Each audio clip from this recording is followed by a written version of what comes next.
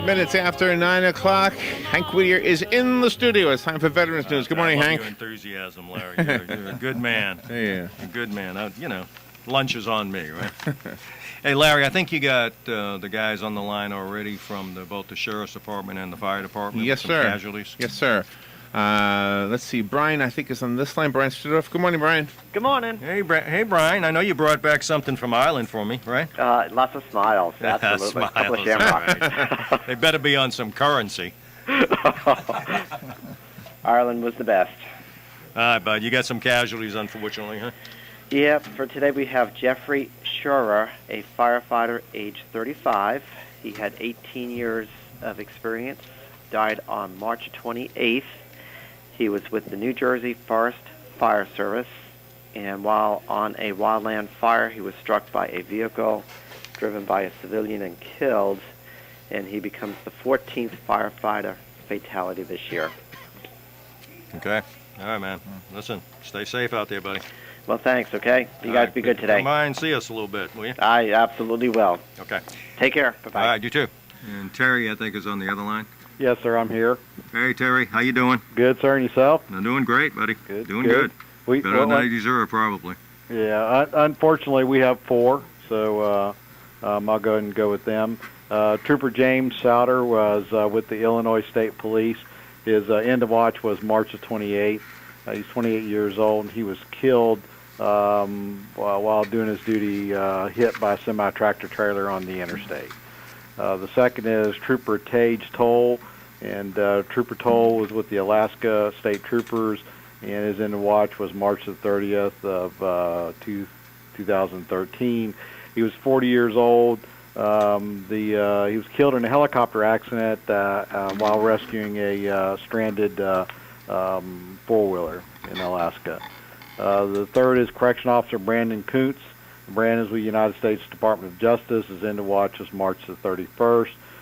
He was killed by suffering a fatal heart attack while responding to an alarm call within the prison. He was 26 years old. The last is Sheriff Eugene Crum, and Sheriff Crum was with the Sheriff of Mingo County in West Virginia. End of watch was April the 3rd. He was 12 years with that agency as the sheriff, and he was shot and killed on a stakeout. And that's all we have for today. That's more than we need, buddy. Yes, it is. All right. Hey, Terry, be safe. Thank you, Hank. All right, buddy. Bye. All right, and we do have some casualties from Afghanistan. Robert, right? Yes, sir, unfortunately we do. Starting off with Army casualties, Chief Warrant Officer Curtis S. Reagan, 43 of Summerville, South Carolina. He died in Kandahar, Afghanistan. He was assigned to the 603rd Aviation Support Battalion, 3rd Combat Aviation Brigade, 3rd Infantry Division, Fort Stewart Hunter Army Airfield, Georgia. Another one is Sergeant Tristan M. Wade, 23 of Indianapolis, Indiana. He died in Garza, Afghanistan. He was a member or assigned to the 573rd Clearance Company, 2nd Engineer Battalion, White Sands Missile Range, New Mexico. Also, a DOD Army casualty, Sergeant First Class James F. Grissom, 31 of Hayward, California. He also died in Afghanistan, and he was assigned to the 4th Battalion, 1st Special Forces Group, Airborne, Joint Base Lewis McChord, Washington. Also, a kind of different scenario, a World War II aviation pilot was brought back, his remains. He was killed in a air flight B-24D out of New Guinea. Developed engine problems, went down in that area. His remains have been returned. It is First Lieutenant John E. Turpin of Mount Prospect, Illinois, and he was brought back and interned on April the 3rd. And that's all we have. Good. Well, again, too many. Anybody local, past? We don't. Okay, Larry, go ahead if you would, buddy. Amazing grace, how sweet the sound that saved a wretch like me. I once was lost, but now I'm found. Was blind, but now I see. 'Twas grace that taught my heart to fear, and grace my fears relieved. How precious did that grace appear,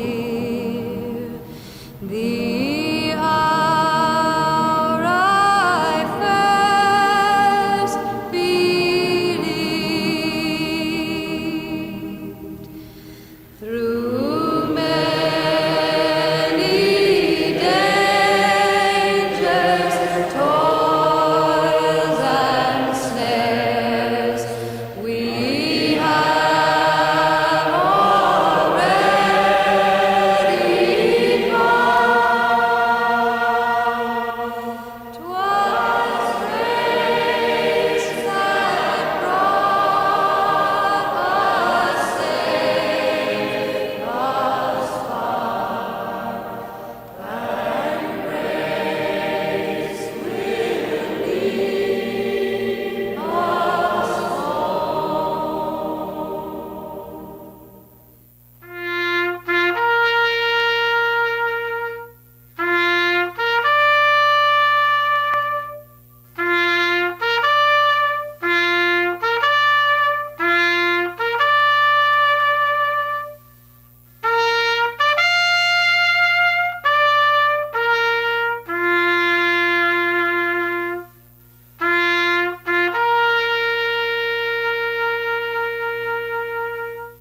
Yeah. Okay, guys. Thank you. Appreciate it. We're back. Got a lot going on today, so we're going to kind of be brief. I want to remind you about the dance on the 14th of April down there in Lady Lake. You know, they're going to be doing their oldies and goodies. Right. And they do an outstanding job. Food, dance, all that good stuff. So go down there and talk to those folks. The 14th, and I think it's $10. They ask for a $10 donation, and most of that goes to charity, and some of that comes in our direction. So we appreciate that. Definitely They've been do. outstanding supporters. And 4209 is still doing their Friday fish fries and other things. You can We get had a out report of real good food there. Yeah, there. we did get some reports back. And Robert, I'll let you do Roberts for me. Roberts' Funeral Home and Cemetery has been in Marion County for over 125 years, serving you in your hour of need. And they will be glad to come to you and talk to you about pre-planning. And as we always say, Hank has a ritual there, and we keep him abreast of it. And the other one is Ford of Ocala and Lincoln dealership, and they have a store in Bellevue, and all the new Fords. They one in and- Ocala too, right? Sir? They got the big one in Ocala. Definitely The the new big one's one. going to be in Bellevue. Right. Yeah. And the new one is, they're waiting to have an open house so you can come down there and get a hot dog that Steve is going to supply to you, sir. Yeah, he wants to balloon yeah. also. Yeah. Anyway, if you need service for your vehicles, take them to Ford. They'll be more than happy to work with you. You come out there and have a problem, you see Steve Pelosi or Tom, and they'll be more than happy to help you out. Yeah, good people, do good things in the community. Both groups, both Roberts and Ford, they do outstanding stuff in Definitely. the community. So, outstanding people. Listen, we talk almost every week about veterans and and the plight of veterans, and I have an issue with how veterans are treated sometimes, many times. Both by the VA and other governmental agencies don't always play fair with veterans. Sometimes you can work it out through the normal channels, and then sometimes you need more help. You need a lot more help, and you can't do it yourself. And quite frankly, most of us who are lay people can't do it either. But that's when I tell you that you need to get yourself an attorney. And we've got a couple of attorneys here today that kind of specialize in working with veterans. So they're with the Corey and Hurley Law Group, and it's David and Rick, and they've been doing this for a long time, and I'm going to let them introduce themselves a little bit, and then we're going to ask them some questions. So guys, good part of the show is going to be yours. We're going to take a break in a little bit, but I kind of want to get into it, and why don't you just introduce yourself? And I know, David, you're an Air Force veteran too, aren't you? Yes, sir. I served for 12 years on active duty as an Air Force Judge Advocate. I then transitioned to the Air Force Reserve. I served in the active reserves for another 8 years. I retired after 20 years combined service as a lieutenant colonel in 2005. And I've had a big interest as a veteran myself in helping other veterans. So it's a big part of my practice now. And we also help active duty military members and also members of the Guard and Reserve in adverse personnel actions involving the military. Very good. And I started my law practice up in New Jersey and New York, and handled pretty much all litigation of various types. And today I'm exclusively doing veterans work with David. David and I actually went to high school together down in Tampa, Jesuit High School. And so we go way back together as friends, and we have a nice practice, and we do a lot of really good work for the veterans. Just out of curiosity, and I'm going to get into some specifics. What law schools did you graduate? I went to the University of Florida up here in Okay. Gainesville, graduated in December 1984. And I attended Seton Hall Law School in Newark, New Jersey. Very good. Two good schools, well represented. Yeah. Well, listen, you came in. We've talked a couple of times, and you've come to our office, and I know you're already working with a lot of people here in Ocala and Marion County, including probably some people in this room, and we won't go into all the details, but and some people, you're probably going to be another client right across. That's more of a criminal issue, but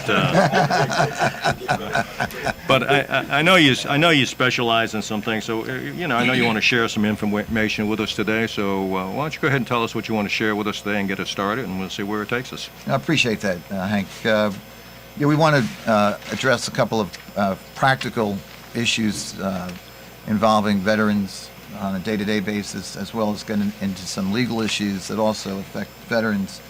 And Hank, as you know, there are a number of laws and regulations which involve the VA law, and they're amazing. It's a very complex area of the law.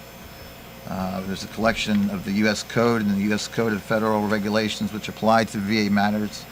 It's about 2,000 pages, and if anyone can see this, I'm holding it up right now. So this is the code that these veterans are supposed to adhere to, and it's pretty complex. You add on top of that the internal operating procedures that go along with it, the federal appellate court decisions that go along with it, different veteran claims. The VA is like the IRS. It has hundreds of forms in order to try to function more efficiently. The VA website, by the way, is www.va.gov. It's a very valuable resource for everything in the VA world, whether compensation issues, medical care, and current hot topics. It's also helpful to know that the main organizations involved with VA disability claims are filed with the VA regional office. For Florida vets, that means that the VA regional office is in St. Petersburg, specifically at 9500 Bay Pines Boulevard Street, St. Petersburg. It's located on the east side of a very large VA campus, which also contains the VA's Bay Pines Medical Center. The claims program was designed by Congress to be very pro-claimant. When veterans are dealing with the VA at the regional office level, it's not supposed to be an adversarial process. The VA is supposed to help veterans compile the records necessary for the veterans to receive whatever benefits they are entitled to under the law. However, the reality is little bit different.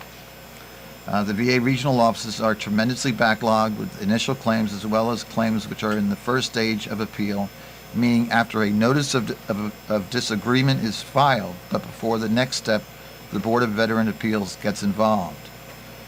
Third, for the decades, veterans have needed the help of veteran groups like the American Legion, Veterans of Foreign Wars, Disabled American Veterans, Paralyzed Veterans of America, Vietnam Veterans of America, and state and county veterans departments, and many others, who provide free help through trained veteran service officers. The VSOs are not VA employees, but some organizations are provided office space in the VA facilities for the convenience of the veterans. There is the Board of Veteran Appeals, also called the BVA. The BVA is a VA organization that handles appeals of decisions which were made by the regional offices. The BVA is comprised of administrative law judges who are supported by many staff lawyers. The BVA is tremendously backlogged, such that it easily can take a couple of years before a veteran gets a hearing before a BVA judge, another year or more after the hearing before a veteran gets a decision. To make the progress even longer, if the veteran prevails at the BVA level, that victory may not mean the case is over, but instead often means the case is sent back, or, as we say, remanded to the regional office for more work and perhaps a new medical exam. What happens is, if the BVA makes a final decision that veteran disagrees with, the veteran has several options, and this is very important, one of which is to ask the BVA to reconsider its decision. In some situation, a motion for reconsideration can be useful, but the BVA may take a year or two, or even more, to make a decision. More commonly, though, veterans use another option, that is to appeal outside the VA to a specialized federal appellate court called the U.S. Court of Appeals for Veteran Claims, which, when it was first created in 1988, was called the U.S. Court of Veteran Appeals. This court is comprised of judges who serve 15-year terms. They are nominated by the President of the United States and confirmed by the Senate. The Veterans Court, as I will call it, plays a very important role for the simple reason that the Board of Veteran Appeals makes a lot of mistakes. If it weren't for the Veterans Court, the BVA would be the end of the line for veterans who are unhappy with the VA's decision. Now, the Veteran Court frequently overturns BVA decisions, but most of those decisions simply vacate the BVA decision and send back the case to the BVA for corrective action. In other words, the veteran courts rarely grant claims outright because of its role as an appellate court is limited. Another frustrating aspect of the veteran court is that it will typically find the narrowest basis to remand a case. Let's say a veteran appeals claiming the BVA made 6 errors. The veteran court will examine the case, and if there is one error, the court will send back the case on that one issue rather than addressing all 6 issues. That means the case goes back to the BVA, and while the veteran can present new evidence and argument, the court practice enables the BVA to repeat some of its errors. Most veteran courts' decisions are made by one-judge panels which do not serve as legal precedent. In some cases, the court will render decisions in 3-judge panels or the full court of 9 judges. If a veteran loses at the Veterans Court, the veteran can appeal to the U.S. Court of Appeals for the Federal Circuit, and beyond that to the United States Supreme Court. Very few cases go to the Federal Circuit Court, and it's extremely rare for the cases to go to the U.S. Supreme Court. Thus, the overview here is the process, as most veterans, and Hanky brought this up, know from a personal experience, it's extremely slow and tedious. Veterans need to be more persistent in pursuing their claims, and we're going to talk about that, than the VA is in denying their claims or issuing unfairly low ratings. Okay. Well, that's a pretty extensive overview, and you want to go a little bit more, because I had a we at our office, usually the first question is, listen, I served in the Marine Corps for X number of years, 4 years. I got a couple of injuries. I'm having a lot of problems now. What do I do if I think it's service related? What's my first step? Well, the first step is ideally to talk to someone who's experienced in this area, whether it's a trained veteran service officer from one of the many organizations that Rick has already mentioned, or an accredited lawyer. Lawyers now have to be accredited to handle VA claims issues. But because, as Rick mentioned, it's an area that's very complicated, it's good to have the assistance. And there is a lot of free assistance out there by the veterans groups, the VSOs. And certainly another practical bit of advice is to compile your records. In preparation for this, Hank, I sat down and I thought of about a dozen practical tips, and I'd like to share those. The first is to recognize that the VA has a legal duty. It's not just an ethical duty. They have a legal duty in the statutes to assist veterans. Like Rick said, it's not supposed to be an adversarial process. However, a lot of veterans wouldn't know that from having dealt with the system. The VA does a very inadequate job in their duty to assist. What does this legal duty to assist really mean, you may ask? It means that they're supposed to help the veteran gather evidence, whether it's the service personnel records, service medical records, other documentation, compensation and pension example. But the word of caution that we have is this: don't expect the VA to do what they're supposed to do. Do your homework, get the records, write up a detailed statement of your disabilities, write up a detailed statement of what happened in the service and why you think they're connected. Now, you may need a doctor, whether it's a VA doctor or a private doctor, to make that medical nexus or connection for you, but start doing your homework and get the help, as I say, from veteran service officers or lawyers. Now, when you're analyzing your disability, and Hank, to answer your question, where a veteran might say, I've got these disabilities, I think they're service connected, think broadly. The VA compensates a very, very long list of disabilities, incredibly long. It's not just it's not just, for instance, being shot in combat. It could be all sorts of things. You hurt your back, you worked in logistics or supply, you hurt your back, or you developed any number of things. Let me give you an example of how broad this list is. Not only should you think of things that were directly caused by your service, but think of things that are secondary to that. An example, type 2 diabetes. It's one of the list of Agent Orange presumptive disabilities. So for the veterans out there that served in Vietnam, or in some cases served in Thailand, and there's a few situations even in South Korea where they used defoliants like Agent Orange, including Agent Orange. The VA now, under their rules, they have a list of presumptive illnesses. Type 2 diabetes is one of those, okay? Now, when I say think broadly, think of things that are secondary to type 2 diabetes, of which could be many things, including eye problems, skin problems, peripheral neuropathy, depression, and others. So again, you want to think broadly. Rick has mentioned the VA website, va.gov, excellent resource. Now, when you're thinking of service-connected disability compensation, which is what most veterans are seeking because it results in a greater financial payment from the VA for their service-connected disabilities, there's another source of compensation called the VA pension. Now, don't confuse that with a military pension. Those of you that might have served 12 years received a pension.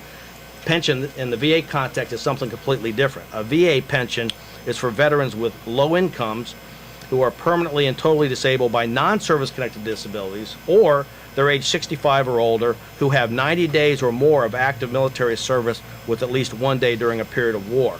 And there's some additional requirements for veterans who served after 1980. So that's I think, an important thing to keep in mind. Also, we've seen a lot of veterans, whether it's Vietnam or the current wars, that suffer from post-traumatic stress disorder, PTSD. All right, previous wars went by different names, shell shock, battle fatigue, etc. But PTSD is something too that the society and even the VA has been relatively slow in dealing with. Here's the advice we have for those thinking of filing a claim for PTSD. If you have symptoms that might fall under other psychological conditions like depression or anxiety, when you're filing a claim, describe all your symptoms. Don't just use that PTSD label. Why? You go to different psychologists, they might say, well, you suffer from depression or anxiety. They may not use the PTSD label. And what the VA sometimes does is say this: well, you file a claim for PTSD, you've got something else that might be service-connected, but because you didn't describe those, claim denied. Now, there's a lot of appellate court case precedent that says the VA should interpret those claims broadly. But again, the VA doesn't always follow that case law until you push them into the appeal stage, which can take years. David brought up one thing about the keeping your records and organizing your records. That is so crucial, and even for those who are currently serving, it's very crucial that wherever you're serving, that you're keeping your records of where you are. Take pictures. Take pictures of your friends. Take notes. Keep records of where you've been, where you maybe had something to eat. We had a situation where a client was denied that he was in Thailand. We ended up finding out, actually David found a picture of this fella he was at a camp, and the name of the camp was written on the back of the mess hall. We then Googled that, found out that camp was located in Thailand. So it was clear that he was stationed in Thailand, and yet the Army denied that he was in Thailand. So, that's why it's so important to keep those records. When you mail anything of importance to the VA, send it by certified mail. Always remember to keep copies of everything you have. If you have a lawyer or someone helping you with your situation, make sure you have your own copy. Everyone should have copies of everything that has to do with someone's case. The VA has a long history of mail handling and filing problems. I've seen that. We recently had a situation where we had a hearing, and now we have to go back and redo the hearing because they lost the tape. So now we don't know when we're going to get heard again, but we had a half hour to 45-minute hearing for this vet, and now we got to go do it all over again. Another practical tip here is read the VA letters carefully. One of the few things that the VA does very well in its letter is to inform you of deadlines. Those deadlines can and do range from relatively short time, like 30 days, to much longer, like a year. Filing a notice of disagreement is so important that when you get your notice of your rating, if you're going to disagree with that rating, that you file that notice of disagreement within that year. Doesn't mean you can't go back after the year, but it means you have to start all over again. So if you file that notice of disagreement within the year, you avoid having to go back and redo the whole process again. Okay. Why don't we take, see that big guy over there? He's got to sell stuff, and he's large enough that I've got to stay on his good side. So, Larry, go ahead, and why don't we take a break? We'll come back, and there's a couple of things. We got some questions here that we want to ask, and then I'm sure some people out there may want to ask some stuff too, and I got some other issues that we'll talk about. Okay, we'll be right back. Take your break, Larry. Life's journey has many ups and downs, but you can take comfort in the knowledge that Robert's Funeral Home is here to serve you and your family with loving care and dignity. The Roberts family has been providing their caring services since 1898 and offer traditional, custom, cremation, and veteran services. Pre-made arrangements are also available. Roberts Funeral Homes. Great funeral homes serve great people.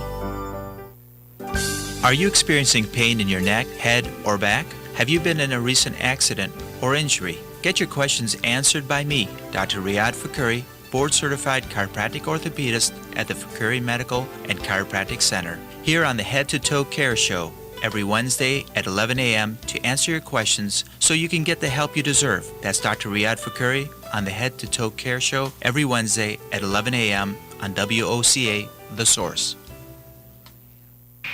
We may not have the kind of winters they have up north, but Florida weather can be still pretty rough on your ride, and Ford Lincoln of Ocala wants to save you money and time during their Restore Your Ride service event. Right now, you can drive into Ford Lincoln of Ocala, receive a free brake inspection, and if it's determined you need brake work, you can receive up to a $50 rebate on any Motorcraft brake service when you use your Ford service credit card. And if it's tires you need, Ford Lincoln of Ocala's Completely Satisfied Service Center can hook you up with up to $120 in rebates on any of the top brands backed by their low-price tire guarantee. So stop chasing all over town for this service and that service. Get it all done right, the right way at the right place at Ford Lincoln of Ocala during their Restore Your Ride event. There's also great savings on Motorcraft batteries, wiper blades. You know, my dad used to say, don't wait till it's too late. Get it done now. Visit Ford Lincoln of Ocala's Completely Satisfied Service Center, open Monday through Friday, 7:30 to 6, and Saturdays till 5.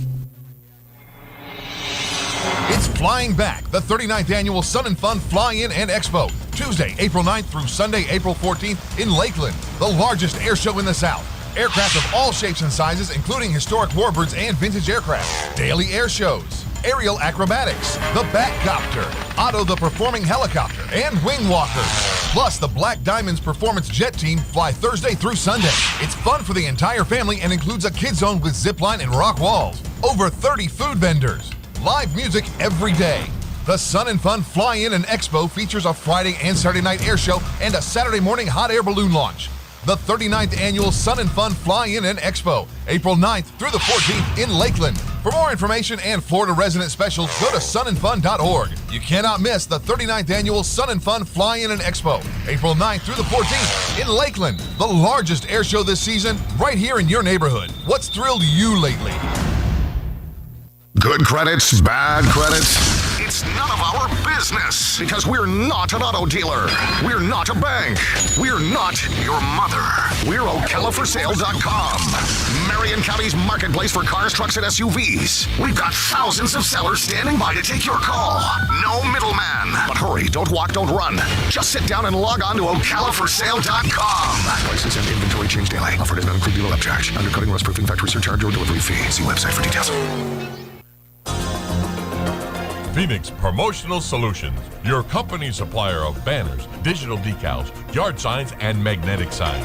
Where you give them approved artwork by noon, the next day by 4 p.m., you pick up your banners, digital decals, yard signs, and magnetic signs. Phoenix Promotional Solutions, 368-2404. That's 368-2404. Don't forget, they do vehicle wraps also. Phoenix Promotional Solutions, 368-2404. Hi, I'm Russ with Climate Control Mechanical Services, and I want to invite you to tune in every Thursday at 10:30 a.m. to listen for tips and answers to the many questions you may have about your air conditioning and heating for your home or business. The Climate Control Show, every Thursday at 10:30 a.m. right here on WOCA, 1370 a.m. and 96.3 FM, The Source.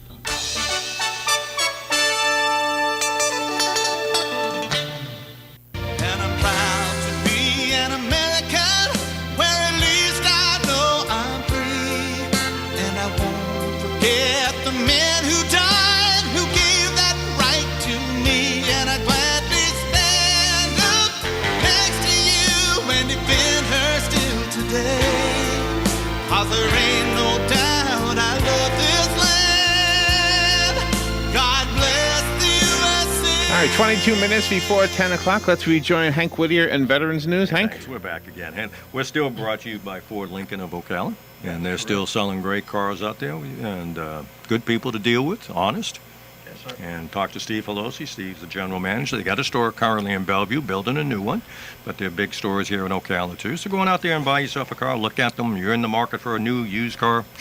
Ford Lincoln is the place to go. That's right. And someday, according to Bob, they're going to bring the Mercury back. You got to have it back. It's going to bring that Mercury back, right, back. Bobby? I like that. And then you specialize in Roberts and Roberts' Funeral Home and Cemeteries of Ocala, of Marion County. Been here for 125 years and helping you in the hour of your needs. And they love to work with you to pre-plan everything. Yeah. So they dressed Rick this morning. Oh, they did? Oh, wow. I'm ready to go. Is that the So we're great. Don't do that one, Robert. It's cut down the back. I was going to say, make sure one it's size fits all. So Yeah. I'll leave the shoes. Oh, well. Okay. Okay. I'll let you take it over. Whatever. Hey, we were talking again off the air, and probably what people don't realize is how specialized a area of law this is, because I've got really over the course of a year, we'll take the phone call in a second, thousands of people come to my office looking for assistance, and some of them are looking for attorneys, and finding a good attorney or a good law group that handles these sort of cases is rare. And a lot of them get into it temporarily because they think, hey, I can make some money, and then they drop out. I've had a bunch of them around Gainesville and all that stuff, and they'll do it temporarily, realize there's not that much money in it, and decide, boom. So trying to find good attorneys for veterans is real difficult. I'm glad you guys exist. The other thing is, somewhere in your teaching and along the way, I wish you'd tell the VA that they're supposed to be working on behalf of veterans, because I think they forget that most of the time. but that's my opinion. You got a phone call? We'll Yes, take sir. the phone call. Then there's a couple of issues I want them to talk about. Good morning. You're on the air with Hank. Good morning. First of all, let me say this. Having been involved with assisting, working as a case manager almost 40 years ago when I first started with senior, at that time it was called Senior Services, and I'm having to take people literally in my car back and forth to Gainesville and having to utilize legal services, I really can appreciate what Hank and vets, helping vets, do for the veterans here in Ocala. I can tell you war stories. I mean, when you didn't have an agency like Vets Helping Vets, you had Jim Deck and Mr. Wiley and a lady named Nance, and they were in a little building about which I used to work with them as a case man. They were in a little building. I guess it might have been about 500 square feet, but it was horrible. But now people are very fortunate in Marion County to have Vets Helping Vets. Now the other thing is there's going to be, by next year, when they bring everybody home from Iraq and really start when they bring everybody home, most of those people from Afghanistan, and then everybody, they pretty well already got the ones from Iraq. When those people start coming from Afghanistan, you're talking about thousands of people that's going to be needing all kinds of services. They estimate, I guess, within the next 10 years or so, you're talking about trillions of dollars for the attorneys. Do you know of any contingency plans to assist these people? They're going to need jobs, and they're going to need all kinds of services, which I think we're obligated to provide. I mean, because these people put their lives on the line. And I've always been really, I guess, sort of biased in terms of what I think we owe to veterans, because, we got to volunteer. It's not like it used to be. I mean, these people volunteer, and I think we owe these people. And I would just like to know if the attorneys have heard of any contingency plans to accommodate these people when they come back. Okay. All right, Lenny. Lenny. By the way, before you go, did you leave that information about where? Yeah, I called back. Okay, great. I'll get it later. Okay, because I tried you about 3 or 4 times yesterday, and you were. Yeah, I had my meeting with the Enterprise Commission with the city for several hours yesterday. All right, Lenny. Thanks for the comments, buddy. Okay. All right, fine. Well, I'd like to address that if I could. One thing by comparison, because I represent a lot of Vietnam vets, and they consistently tell me when they came back from Vietnam, there was nothing for them, no information, no support. They'd fly home from combat in Vietnam, the next day they'd be a civilian again. I think the world has changed a bit thanks to the Vietnam vets who have said we're not going to let this happen. So we have Vets Helping Vets as an example of that. So there are a growing number of veteran groups. We've listed some of them earlier. The VA, despite its, it has finite resources, but it's really making an effort. I think there are a growing number of veteran groups and also lawyers. There are pro bono free legal services by some groups like the National Veterans Legal Services Program and others. So there is certainly more of an awareness. There has been more push through the legal system. For instance, after the Persian Gulf War, which ended in 1991, one thing as far as veterans issues, the veterans coming back from the war after the Persian Gulf War, a lot of them were members of the reserves and the guard that had been called up. They come back, what do they find? They've been fired from their job. So they're being punished again. They don't have their civilian job anymore. Seeing the same thing now. It's a rough economy.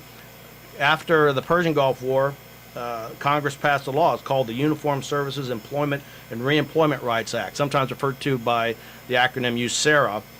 It's in Title 38 of the United States Code, like a lot of other VA laws, but it provides protections for those service members to protect their civilian job rights and other benefits. It's enforced by the U.S. Department of Labor, their Veterans Employment and Retraining Service, but it's also supported by a Defense Department program called the Employer Support of the Guard and Reserve. They have an excellent website. It's www.esgr.org. I suggest veterans check that website out.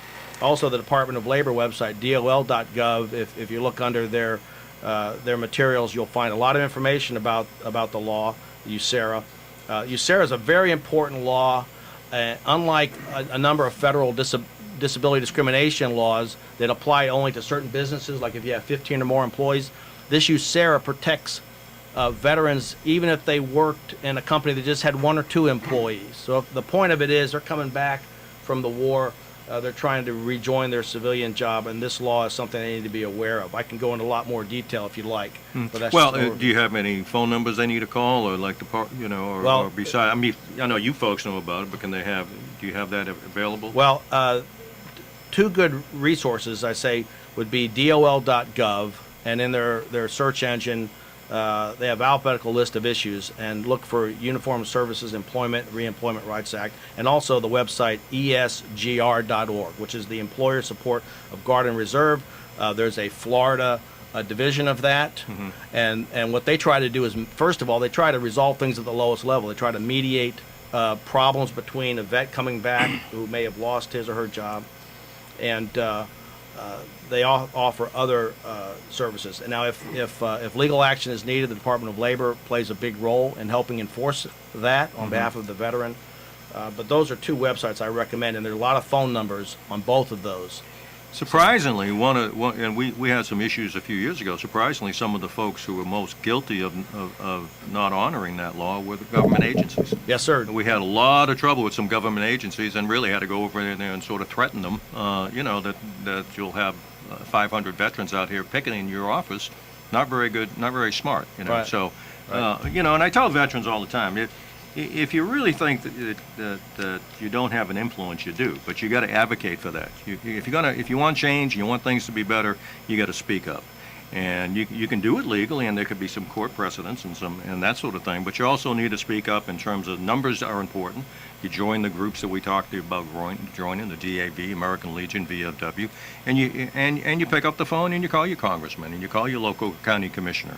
And you say, hey, listen, these are some things happening within the veteran community I think need a change and need a change for the better. So you do have influence, but you can't sit quietly at home. And again, if you think that you've been abused and used and not appreciated, and somehow you need to make sure you speak up about that. And when all else fails, I'm a very strong advocate of the legal system. I've had personal experience where, I've tried all other recourse, and the only thing that worked was I got myself a good attorney, and I won the case.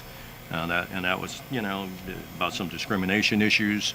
And you can win the case if you're willing to stay the course. And that's sort of the message out there for veterans. I know there's a bunch of other issues that you want to talk about, and we're going to have you guys back periodically. I was talking to Rick. We can do it, half-hour segments sometimes, and we can pick certain things we want to talk about, whether it's employment law, or you can even call some of this stuff in periodically.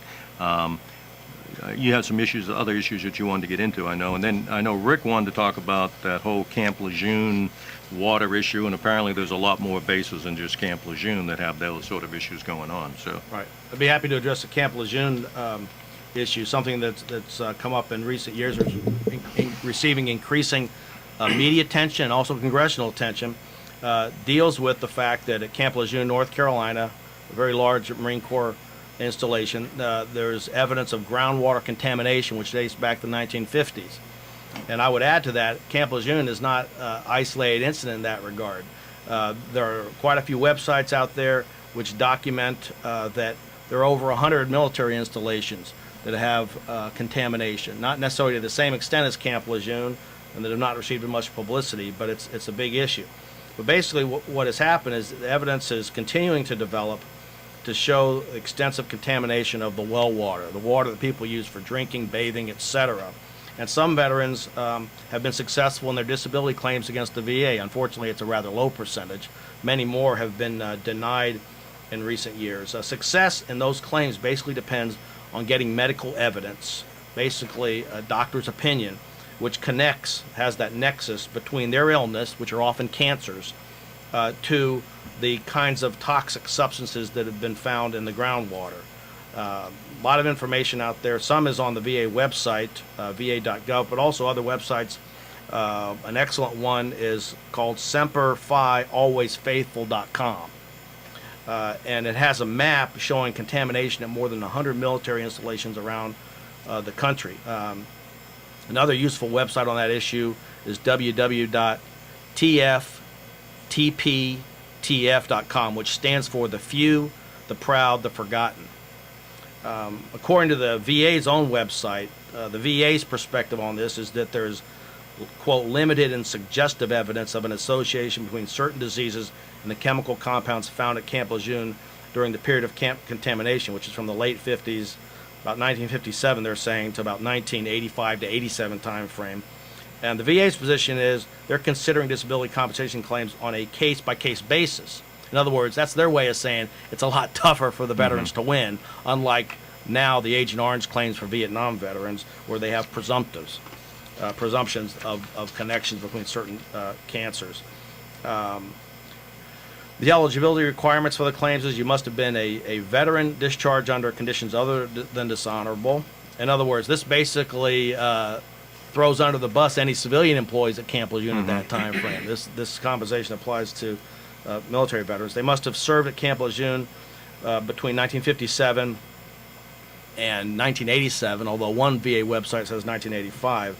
Now, if you do further research on this issue, you're going to see that there's documents out there that 1957 date probably ought to be sooner, at least 1953 or more. And I know from my experience when I was on active duty, one of my assignments, I was the environmental attorney, wearing other hats as well. And that was when I was stationed in North Carolina in Goldsboro, Seymour Johnson Air Force Base, not too far from Camp Lejeune.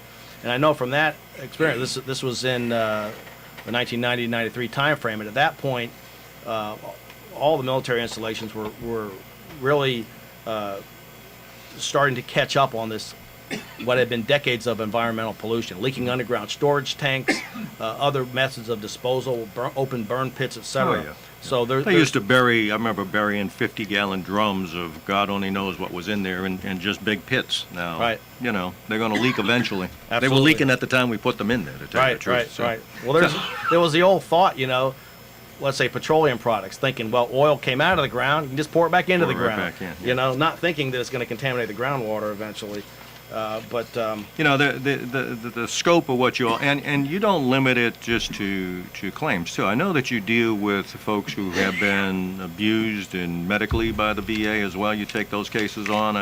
You know, yes, sir. We've had a number of veterans come in and you know, they went to a VA facility in relatively good shape and came back in a lot worse shape. So I know you do those sort of cases as well. Is that correct? Yes, sir. We handle malpractice, medical malpractice claims. Cases, I know I've got a couple cases involving cataracts, for instance. Okay. So, yeah, we handle those kind of cases as well. Okay. We're almost out of time. Do you guys have anything? A couple of you were talking to me before about a couple of things you wanted to ask. You're very quiet today, guys. Good. I have a question. There's a lot of veterans serving over in Afghanistan and Iraq as civilians now. And you hear the veterans coming back with post-traumatic shock. You hear the veterans coming back with exposure to maybe chemicals that lie on the ground from explosions and so forth. These civilians that are working over there, which outnumber the military, a lot of them are veterans.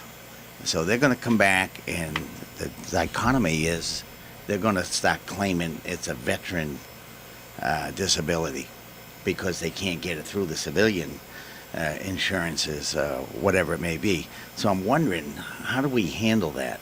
How do you distinguish whether it was service-connected or a civilian job? And why aren't we taking care of the civilians over there? If they're serving and supporting the veteran organization, the Marines, the Army, we may want to address that. Yeah, have you seen that? Not yet. I've had a number of clients that have worked in their civilian capacity. They're all former military. They're working for these companies that you've all heard of over there, DoD contractors. And I think it's a huge problem just waiting to happen, because these companies are going to let these people hang out to dry. The VA is probably going to fight them and just deny the claims. They're not going to be service connected. So there are going to be a lot of problems. Okay. You got a phone call, and then I'm going to tie it up pretty soon. All right, go ahead. Go on. You're on the air. Yes, sir. How you doing? We're doing. How are you doing? Good. My name is Mark. I listened to a gentleman that asked a question about the civilians over there. Oh, they're over there for us, the big money and things like that, but we're having a hard enough time to take care of our own, let alone take care of civilian side. So, as far as the military, I came from South Florida and moved up this way. And this is a big, big camaraderie here in Citrus County and Ocala and things like that, where this is a big supporter for veterans. Right. You go down south, they don't really care so much about you, and through the VA systems and stuff like that, you come up here and they're open arms, and you're not in the VA hospital or clinics all day long, where down south you're there for a day and then they say, oh, you got to come back tomorrow, we're closed. Yeah. And I tell you what, it's a big plus being here than it is down south. And I know Rick personally, and he's a good supporter, and he's doing very well for me. And I just think that he could do the right thing and help out these guys that really need the help. Good. Okay. And and I'll tell you something, and we talk it all the time about this area, and one of the reasons that, maybe it's more responsive up here is because veterans here have advocated on behalf of other veterans. They've spoken up and made sure that some things, now it's not a perfect system, but I found that Marion County particularly, there's a lot of veterans who will step up to the plate and say, hey, listen, I don't like the way my brother veteran's been treated, and it needs to change. And again, that can happen all over the country if veterans will speak up. It could happen in Miami, it could happen in Boston, it could happen any place. The problem is the veterans themselves need to speak up. But Well, good point. That's another point. On the other hand, there, doctors. I mean, I understand doctors are moved around. They're like being sent down to this place, and then you end up going to different doctors. Right. And I think that's a big problem where you're not actually getting. You finally get to a doctor where you're finally getting some answers and some things going on. And I'm not that old of a guy, but you take some medications. I take more medication now. I never used to even take aspirin. Right. But the thing is that now you get a doctor that understands you. You're going through this doctor, and now you could count on him, and all of a sudden he's not there today when you need him. And then I got a new doctor, and now I don't know how to deal with her because it's like starting all over again. Yeah, it is, and that's part of one of the real issues within the VA system is that merry-go-round of doctors, and that's an issue. And then sometimes I bring in temps, for a few months at a time, and that's something that really doesn't work well. And they rely upon that, and then some veteran may see three different doctors in a year or 4 different doctors in a year. That's not good medicine as far as I'm concerned. He may get lucky and get one good one because they don't take ownership in that patient, and that's one of the problems. Hey, listen, we're almost out of time. I need websites and I need phone numbers and how to get a hold of you guys. And Well, my phone number is 727-612-1515. That's Richard Hurley. And our website is CoreyandHurleyLawGroup.com. You can reach us there as well. And David, your phone number? My phone number is area code 813-662-0760. Now, like the rest of us, none of us write and remember that quickly, so I need you to, especially the guy sitting over there. Really. Thanks, Very Hank. slow. Yeah. Everybody in the room, most of the people in the room are Marines, so you speak very slowly. That's area code 813-662-0760. And from Rick here, it's 727-612-1515. And Hank, I just wanted to add one thing before you close up. And you brought it up when you were talking about be persistent. That's what we want the veterans to be, is be persistent with who's ever helping you with your claim, no matter what it might be. Don't quit. Don't think you don't have a case, because as I showed you before, this manual that I'm holding up is gigantic. It's 2,000 pages. Somewhere in that manual, you apply. So get a hold of somebody, fight your fight. Remember, you have the benefit of the doubt rule goes with you, so that if you have a claim, the tie goes to the runner, tie goes to the veteran. So fight your fight. Okay, good. Well, some good information. I like you all to, take a look at your schedules, and we'll have you on periodically, because there's a lot of information out there. I want to keep the veterans informed. That's really a big part of what we do, is make sure veterans know what they're entitled to, what their rights are, and take advantage of those things. Okay. Thank you very much. Hey, guys, I appreciate you coming in. Thanks, and we're out of time, so we got to move along. I want to thank you for your service, everybody, and as I tell you every week, God bless America. You want to say something to me? You are trivia. You are the trivia question.